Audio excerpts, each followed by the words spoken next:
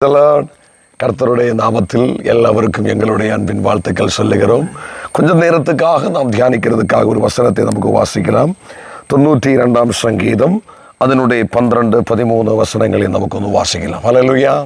நீதிமான் பனையைப் போல் செழித்து லீபனோனில் உள்ள கேதுருவை போல் வளருவாள். ஹல்லேலூயா. அன்பு தேவனுடைய பிள்ளைகளே, நீதிமானை குறித்து வேதம் சொல்லுகிறார். நீதிமான் பனையைப் போல செழித்து அல்ல லீபனோனிலே கேதுரு மரத்தை போல வளருவார் என்று வேதம் சொல்லுகிறார். ஒரு வளர்ச்சி, நீதிமான வளர்ச்சி உண்டு வேதம் சொல்லுகிறார். நீதிமான் எழும்பி பிரகாசிக்கும் என்று வேதம் சொல்லுகிறார். நீதிமானுடைய ஆசீர்வாதம் பெரிதென்று வேதம் சொல்லுகிறார். நீதிமான் பனையை போல செழிக்கும் என்று வேதம் சொல்லுகிறார்.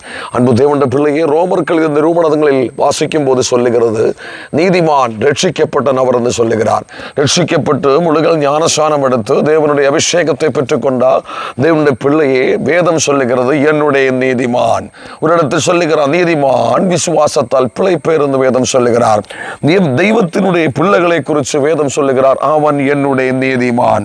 அதனுடைய 13ஆம் வசனம் வந்து வாசிக்கிறீங்களா? கர்த்தருடைய ஆலயத்திலே நீதிமான் கர்த்தருடைய ஆலயத்திலே நாட்டப்பட்டவர்கள் எங்கள் தேவனுடைய பிரகாரங்களில் செழித்திருப்பார். பாருங்களா, நீதிமான் பனையை போல செழிப்பார் என்று அவன் கர்த்தருடைய ஆலயத்தில் நாட்டப்பட்டவனாயிருப்பார் என்று வேதம் சொல்லுகிறார். பாருங்களா, ஆண்டவருடைய ஆலயத்தில் ஒரு ஒரு நபரை கர்த்தர் நாட்டியால் அல்லேலூயா அவன் நாட்டப்பட்டவனாயிருப்பார். நீதிமான் நாட்டப்பட்டவனாயிருப்பார். அவன் பனையை போல செழிப்பார். அவன் லெபனோனில் தேவதாரை போல அவன் வளரும் என்ற வேதம் சொல்லுகிறார். அடுத்த வசனம், கர்த்தர் உத்தமர் என்றும் 13ஆம் வசனம், கர்த்தருடைய ஆலயத்திலே நாட்டப்பட்டவர்கள் எங்கள் தேவனுடைய பிரகாரங்களில் செழித்திருப்பார்கள். அல்லேலூயா. நீதிமானை குறித்து வேதம் சொல்லுகிறார், அவன் நாட்டப்பட்டவன், அவன் கர்த்தருடைய ஆலயத்தில் செழித்திருப்பார். அல்லேலூயா. 1, நீதிமான் பனையை போல வளரும் என்ற வேதம் சொல்லுகிறார். 2, நீதிமான் அல்லேலூயா லெபனோனில் தேவதாரு போல வளரும் என்ற வேதம் சொல்லுகிறார். 3, ஹல்லேலூயா, நீதிமான் கர்த்தருடைய ஆலயத்தில் நாட்டப்பட்டவன் என்று வேதம் சொல்லுகிறார்.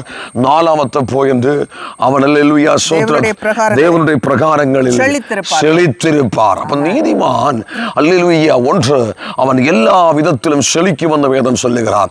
நீதிமானுடைய எதிர்காலம் செழிச்ச எதிர்காலம் என்று வேதம் சொல்லுகிறார்.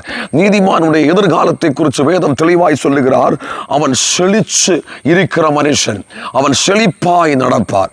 எந்த வறண்ட நிலைமையிலும், எந்த வறண்டு இருக்கிற நிலைமையிலும் அவன் எப்பொழுதும் செழிச்சிருப்பார் என்று வேதம் சொல்லுகிறார். அதனுடைய 14ஆம் வசனத்தில் ஒரு வசனம் கூட வாசிக்கிறது, அவர்கள் முதிர் வயதிலும் நீதிமான் அவர்கள் முது வயதிலும் கனி தந்து புஷ்டியும் பசுமையுமாய் இருப்பார்கள். அடுத்த நீதிமானை குறித்து அவன் முது வயதில் என்ன செய்யும்? கனி தந்து புஷ்டியும் பசுமையுமாயிருப்பார். அப்படி நீதிமானை குறித்து வேதம் சொல்லுகிறது பல விதமான காரியங்கள், சாதாரணமல்ல. 1, அவன் பனையை போல வளருவார். 2, லெபனோனிலே கேதுரு மரத்தை போல வளருவார். 3, கர்த்தருடைய ஆலயத்தில் அவன் செழிச்சிருப்பார். 4, ஹல்லேலூயா, அவன் தேவனுடைய பிரகாரங்களில் செழித்திருப்பார்கள். அடுத்த 5, அவர்கள் முது வயதிலும் கனி தந்து முது வயதிலும் கனி கொடுப்பார் என்று வேதம் சொல்லுகிறார். அடுத்து சொல்லுகிறார், அவன் பசுமையாயிருப்பார். அடுத்து சொல்லுகிறார், முது வயதிலும் கனி தந்து புஷ்டியும் பசுமையுமாயிருப்பார். பாருங்களா, அது துர்மார்க்கைக்கு அநேக ஐடென்டிபிகேஷன் உண்டு. ஆனால் நீதிமான கர்த்தருக்கு சொல்லுகிற ஐடென்டிபிகேஷன், அவன் செழிப்பார், அவன் பனையை போல செழிப்பார், அவன் ஆலயத்தில் செழிப்பார், அவன் ஆலயத்தில் உயர்ந்திருப்பார், அவன் ஆலயத்தில் நாட்டப்பட்டவனாயிருப்பார். நீதிமான் ஆசீர்வதிக்கப்படும் என்று வேதம் சொல்லுகிறார். அன்பு தேவனுடைய பிள்ளையை, ரட்சிக்கப்பட்டு முழுகள் ஞானஸ்நானம் எடுத்து கர்த்தரை அன்றிக் கொண்டிருக்கிறார். அன்பு தாயாரே, தகப்பனே, கர்த்தர் உங்களை பார்த்து சொல்லுகிறார், கவலைப்படாதுங்கள். உங்களுடைய வாழ்க்கையில் ஒரு மேன்மை உண்டாகும், உங்களுடைய வாழ்க்கையில் ஒரு செழிப்பு உண்டாகும். கர்த்தருடைய ஆலயத்தில் நாட்டப்பட்டவனாய் நீ இருந்தால், ஆலயத்தில் நாட்டப்பட்டவன் செழிக்கும் என்று வேதம் சொல்லுகிறார். ஆலயத்தில் நாட்டப்பட்டவன் மட்டும்தான் செழிப்பார். அதனால் இந்த தினங்களில் கர்த்தருடைய ஆலயத்தில் நாட்டப்பட்டவனாய் நீ இருக்கிறதுக்கு ட்ரை பண்ண கர்த்தர் உன்னை கைவிடவே மாட்டார். ஒரு விஷயம் நமக்கு செபிக்க, ஆண்டவரே, அன்பு பிள்ளைகளை நம்முடைய கரத்தில் தருகிறோம். தேவனுடைய முது வயதிலும் செழிக்கிற கர்த்தருடைய ஆலயத்தில் நாட்டப்பட்ட நீதிமான் பனையை போல செழிப்பார் என்று வேதம் சொல்லுகிறார்.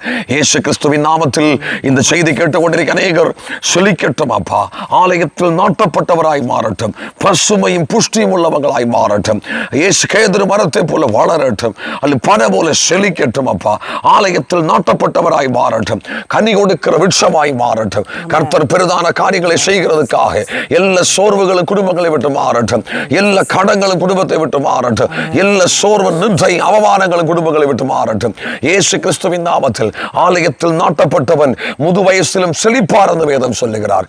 நாங்கள் ஒவ்வொருவரையும் செபிச்சு ஆசீர்வதிக்கிறோம். கர்த்தர் ஜெபத்தை கேட்டதுக்காக ஸ்தோத்திரம். இயேசு கிறிஸ்துவின் நாமத்தினாலே ஆமென். God bless you. Hallelujah. Amen.